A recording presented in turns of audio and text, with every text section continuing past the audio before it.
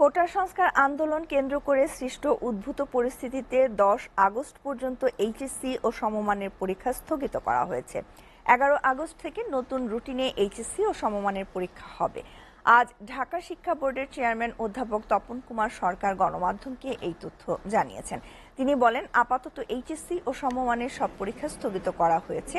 নতুন রুটিন দেওয়া হবে এবং সেই অনুযায়ী 11 আগস্ট থেকে পরীক্ষা নেওয়া হবে। এর আগে দেশ জুড়ে কোটা সংস্কার আন্দোলন ঘিরে সহিংসতার ঘটনায় কয়েক দফায় চলমান এইচএসসি ও সমমানের পরীক্ষা স্থগিত করা হয়।